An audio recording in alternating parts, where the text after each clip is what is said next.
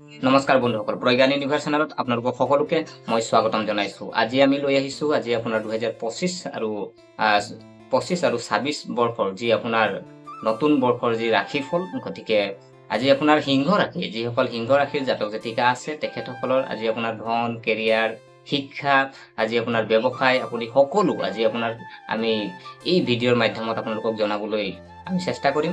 গতিকে পলম নকৰি আহক আমি ভিডিঅ'ৰ মাজলৈ সোমাই যাওঁ। প্ৰিয় দৰ্শক, যদি চোৱা হয় আজি আপোনাৰ সিংহ ৰাশি, যিসকল সিংহ ৰাশিৰ জাতক জাতিকা আছে তেখেতসকলৰ বৰ্ষাৰম্ভ কালত আপোনাৰ সিংহ ৰাশিৰ ব্যক্তিৰ ধনস্থানত কেতু, তৃতীয়ত আপোনাৰ চন্দ্ৰ, সপ্তমত শনি আৰু শুক্ৰ, অষ্টমত ৰাহু আৰু বুধ, নৱমত ৰবি, তুংগী আৰু দশমত বৃহস্পতিৰ অৱস্থান কৰিছে। আৰু বছৰৰ আৰম্ভণিতে সিংহ ৰাশিৰ ব্যক্তিসকলৰ ধনস্থানত কেতু নিশ্চিত ভাৱত থকা অশুভ প্ৰভাৱ পেলাইছে। দৰ্শক, কেতুৰ অশুভ প্ৰভাৱত আপোনাৰ উদ্যোগত লোকচান হ'ব পাৰে আৰু স্বাস্থ্যহীন বিভিন্ন সৰু সুৰা ব্যৱসায়ৰ লোকচানো দেখা গৈছে আৰু এনেকে আপোনাৰ অশুভ প্ৰভাৱ পেলাব পাৰে। আৰু শুদ্ধ আহাৰৰ পৰা আপোনাৰ কেতুৰ প্ৰভাৱ শুভ হ'ব। আৰু তৃতীয়ত চন্দ্ৰ অৱস্থানে অতি মংগলময় কৰিছে আৰু চন্দ্ৰৰ অভাৱত সুস্বাস্থ্য, অপ্ৰত্যাশিত উপাৰ্জন বৃদ্ধি, কৰ্মত উন্নতি, পৰিয়ালৰ লগত সদ্ভাৱ আদি শুভ ফল বৰ্ষাৰম্ভৰ কালত পাব। আৰু সপ্তমত শনি আৰু শুক্ৰই প্ৰভাৱত আপুনি অতিৰিক্ত ব্যয় বৃদ্ধি, পাৰিবাৰিক কণ্ডন, বিপৰীত লিংগৰ পৰা সাৱধান, প্ৰেমত হতাশা, মানসিক দুশ্চিন্তা আৰু মনত অস্থিৰ ভাৱ আদি অশুভ প্ৰভাৱ আহিব পাৰে। আৰু অষ্টমত ৰাহুৰ আৰু বুধৰ বাবে সুখ লাভ, নতুন নতুন আপোনাৰ উদ্যোগ স্থাপন, ৰোগ নাশ, শত্ৰুজয় আদি শুভ হ'ব। আৰু নৱমত তুংগী ৰবিৰ প্ৰভাৱত আপোনাৰ কৰ্মত সফলতা, উচ্চ পদপ্ৰাপ্তি, প্ৰতিভা বিকাশ, প্ৰতিযোগিতামূলক পৰীক্ষাত উত্তীৰ্ণ আদি শুভ ফল পাব পাৰে। আৰু কৰ্মস্থানত বৃহস্পতি থকাত আপোনাৰ বিভিন্ন ক্ষেত্ৰত অপমান আৰু মনত ভয় ভাৱ, বিভিন্ন ক্ষেত্ৰত বাধা বিঘিনি, মনত কষ্টদায়ক হ'ব যদিও 28 বহাগত আপোনাৰ বৃহস্পতিৰ একাদশ বিদ্যাত আপুনি উন্নতি আদিত আপুনি সৰ্বোচ্চ দিশত উন্নতি ঘটিব পাৰে। প্ৰিয় দৰ্শক, যিহেতু আপোনালোকে গম পাইছে যে আজি আপোনাৰ 2025 আৰু আপোনাৰ 26 বৰ্ষৰ যি আপোনাৰ কেনে যাব, আমি বিশেষকে আপোনালোকৰ লগত আলোচনা কৰি আছো। যদি আমি এতিয়া চাওঁ, যদি আপোনাৰ যদি চোৱা হয় আপোনাৰ ধনস্থান, আজি আপোনাৰ যি ধনৰ স্থান আপোনাৰ যদি কেনেকে আছে, আমি ধন স্থান যদি আমি চোৱা হয়, ধন স্থান যদি আমি চাওঁ, কৈছে যে সিংহ ৰাশিৰ যিসকল জাতক জাতিকা আছে আপোনালোকৰ ধন সম্পত্তি গ্ৰহটো হ'ল আপোনাৰ বুধ। আজি যিহেতু আপোনাৰ ধন সম্পত্তি যিটো আপোনাৰ গ্ৰহ হ'ল বুধ, আৰু সেই গ্ৰহটো কৈছে যে আপোনাৰ বৰ্ষাৰম্ভৰ কালত আপুনি বুধ নিশ্চিতভাৱে অষ্টমত থকা আৰু ধনস্থান নিশ্চিত কেতু থকা ধনস্থান অশুভ প্ৰভাৱ পৰিব। আৰু শুদ্ধ আহাৰৰ পৰা ধনস্থান শুভ হ'ব আৰু নতুন নতুন ব্যৱসায়, উদ্যোগ, কৃষি কৰ্ম আৰু চাকৰি আদিৰ জৰিয়তে প্ৰচুৰ ধনৱান হ'ব পাৰিব। আৰু ব্যৱসায় বাণিজ্য যদি আপোনাৰ প্ৰিয় দৰ্শক, আপোনাৰ যদি ব্যৱসায় বাণিজ্য চোৱা হয়, আজি আহক আমি যে ব্যৱসায় বাণিজ্য আপোনাৰ কেনেকে যাব। আজি আপোনাৰ 2025-26 বৰ্ষত যিটো আপোনাৰ ব্যৱসায়ৰ বা আপোনাৰ যি ব্যৱসায়ৰ আপুনি ব্যৱসায় কৰি আছে, যদি যিসকল ব্যৱসায়ী জাতক জাতিকা আছে তেখেতসকলৰ কাৰণে যে ব্যৱসায়টোনো আপোনাৰ কেনেকে যাব, আপোনাৰ শুভ হ'ব নে অশুভ হ'ব, ব্যৱসায়ত আপোনাৰ লাভ হ'ব নে আপোনাৰ লোকচান হ'ব, আমি আজি চাওঁ। তো গতিকে আহক আমি জানো যে আমি ব্যৱসায়টো কেনেকে যাব। ব্যৱসায় কৈছে যে আপোনাৰ শনি হ'ল সিংহ ৰাশিৰ ব্যক্তিৰ বাবে ব্যৱসায় বাণিজ্য কাৰক গ্ৰহ। আজি শনি আপোনালোকৰ কি কৈছে ব্যৱসায় বাণিজ্য কাৰক গ্ৰহ হয়। আৰু সেই শনি গ্ৰহৰ কাৰণে আপুনি বৰ্ষাৰম্ভ কালত সিংহ ৰাশিৰ ব্যক্তিসকলে লুৰ পৰা উৎপাদিত ব্যৱসায় বাণিজ্যৰ পৰা প্ৰচুৰ লাভৱান হ'ব পাৰিব। আৰু ইয়াৰ উপৰি মাংসৰ ব্যৱসায় যদি কৰে কোনোবা, বা ফুলৰ ব্যৱসায়, মনোহাৰী দোকান, আপুনি মণিহাৰী যদি দোকানৰ লগত আপুনি জড়িত সিংহ ৰাশিৰ যিসকল জাতক জাতিকা আছে তেখেতসকলক শুভ বছৰ আৰু প্ৰচুৰ লাভৱান হ'ব পাৰিব বুলি কোৱা হৈছে। প্ৰিয় দৰ্শক, যদি চোৱা হয় ইয়াত যিসকল আজি বিদ্যাৰ্থী আছে, আজি আপোনাৰ যিসকল বিদ্যাৰ্থী আছে, আজি আপোনাৰ যিসকল পঢ়ি থকা যিসকল জাতক জাতিকা আছে আপোনালোকৰ কাৰণেও যদি চোৱা হয়, আজি বিদ্যাৰ্থীৰ কাৰণে যদি আমি চাওঁ যে কৈছে যে আপোনাৰ সিংহ ৰাশিৰ যিসকল ব্যক্তি আছে তেখেতসকলৰ বাবে আপোনাৰ বিদ্যাপতি আপুনি গ্ৰহ হ'ল আপোনাৰ মংগল। যিহেতু আজি আপোনাৰ বিদ্যাৰ যি আমাৰ গ্ৰহ হ'ল আপোনাৰ মংগল, আৰু মংগলৰ কাৰণে বছৰৰ আৰম্ভণিত মংগল নিশ্চিত হৈ দ্বাদশত আপোনাৰ থকাত সিংহ ৰাশিৰ ব্যক্তিৰ বাবে বিদ্যাস্থান অশুভ প্ৰভাৱ পৰিছে। আৰু বিভিন্ন ব্যক্তিগত অসুবিধাত বিদ্যাত বৰ্ষাৰম্ভৰ কালত মনোযোগ দিব নোৱাৰিব। আৰু 1 আহাৰৰ পৰা বিদ্যাস্থান শুভ হ'ব বুলি দেখা গৈছে। আৰু সামৰিক বিভাগ, চিকিৎসা, বন বিভাগ, ভূমি, ৰাজহ আদি বিভাগত উন্নয়নত আপোনাৰ সিংহ ৰাশিৰ যুৱক যুৱতী অতি শুভ ফলাফল লাভ কৰিব পাৰিব।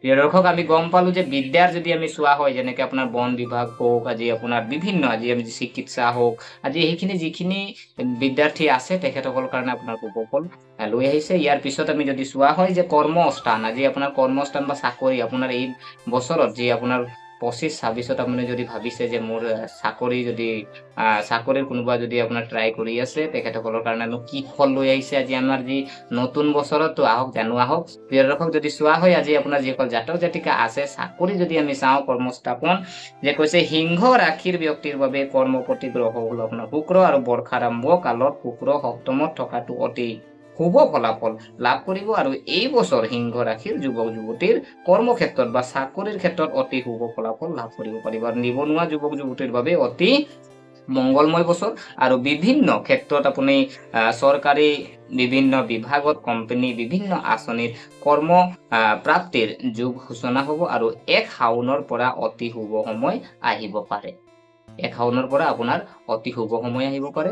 প্ৰিয় দৰ্শক, ইয়াৰ পিছত যদি চোৱা হয়, আজি আপোনাৰ যিহেতু কৰ্মস্থাপন আমি গম পালো, ইয়াৰ পিছত আমি যদি চাওঁ যে যিসকল আপোনাৰ প্ৰেম প্ৰেমিকা আছে, বা আজি প্ৰেম প্ৰেমিকাৰ লগতে আজি আমি পাৰিবাৰিকটো চামেই, কিন্তু প্ৰথমতে আমি চাই লওঁ আহক আমি প্ৰেমিকাৰ যিসকল আছে তেখেতসকলৰ কাৰণেনো আজি আপোনাৰ লভ লাইফটো যদি আমি চাওঁ তেতিয়া কেনেকেনো হ'ব।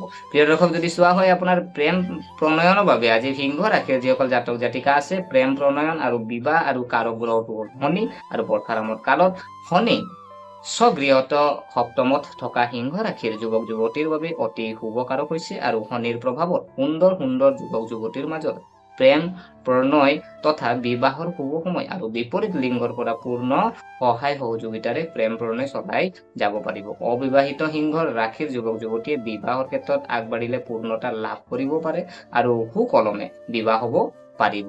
কৈছে যে প্ৰেমত যিখিনি পৰি আছে তেখেতসকলৰ কাৰণে আজি বিবাহৰ যুগ দেখা গৈছে। প্ৰিয় দৰ্শক, তো আপোনালোকে যদি ভাবে যে মোৰ বহুত দিন প্ৰেমত আছো কিন্তু বিবাহ কেতিয়া হ'ব কিন্তু আপোনাৰ ভাগ্য সলনি হবলৈ গৈছে, যে আজি আপোনাৰ বিবাহৰ প্ৰস্তাৱ যদি আপুনি ধৰে তেতিয়া আপোনাৰ 2025-26ত আপোনাৰ বিবাহৰ সম্ভাৱনা দেখা গৈছে।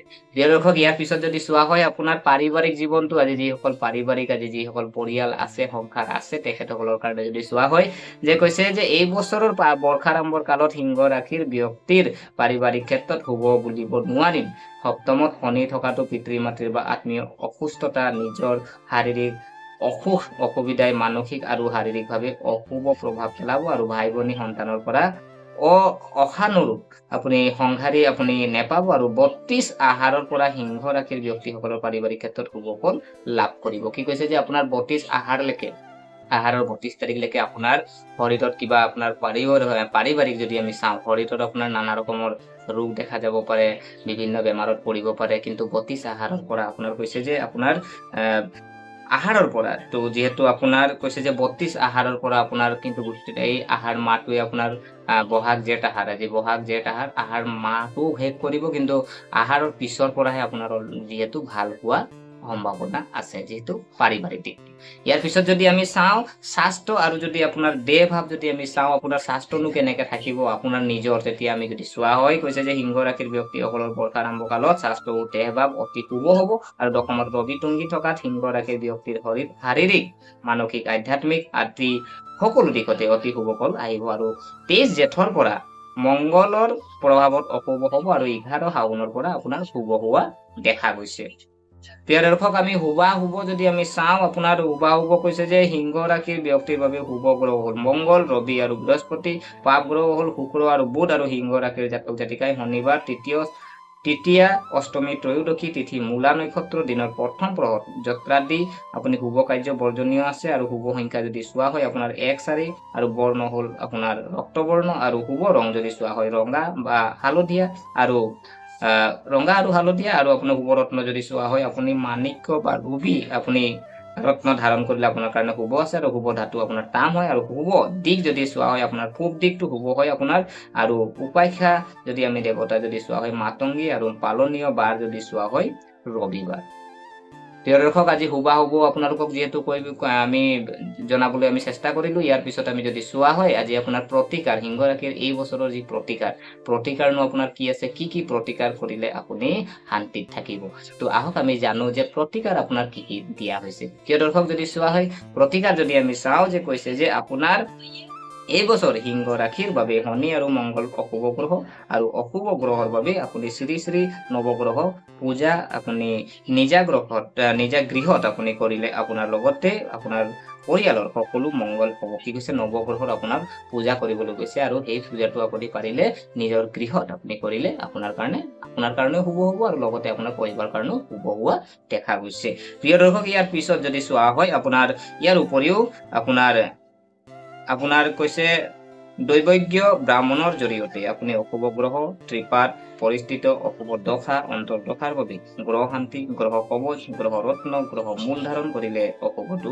নাশ হ'ব যদি আপুনি গ্ৰহ কবচ যদি আপুনি ধাৰণ কৰিব পাৰে বা আপুনি গ্ৰহৰ ৰত্ন যদি আপুনি ধাৰণ কৰিব পাৰে এইখিনিতো আপোনাৰ শুভ ফল আপোনাৰ হ'ব যদি আপুনি নৱগ্ৰহ পূজা নকৰিলেও যদি এইখিনিও কৰে তেতিয়াও আপোনাৰ কাৰণে শুভ হ'ব তো গতিকে প্ৰিয় দৰ্শক আশা কৰিছো আজি আপোনালোকে এই যি আপোনাৰ সিংহ ৰাশিৰ নতুন বছৰৰ যি আপোনালোকৰ ওচৰত মই সিংহ ৰাশিৰ বিষয়ে আজি যিহেতু লৈ আহিলো গতিকে আশা কৰিছো আপোনালোকে ভিডিঅ'টো চাই ভাল পালে যদি এই ভিডিঅ' আপোনাক কিঞ্চিত মানুহ লাভান্বিত কৰিছে তেনেহলে লাইক কৰিব শ্বেয়াৰ কৰিব কমেণ্ট কৰিব আৰু আপোনালোকে যদি এই চেনেলটো আপোনালোকে এতিয়ালৈকে ছাবস্ক্ৰাইব কৰা নাই অনুগ্ৰহ কৰি আপোনালোকে ছাবস্ক্ৰাইব কৰি আমাক উৎসাহিত কৰিব বুলি আশা থাকিলে পুনৰ লগ পোৱাৰ প্ৰতিশ্ৰুতিৰে আজিলৈ আমি বিদায় মাগিলো ধন্যবাদ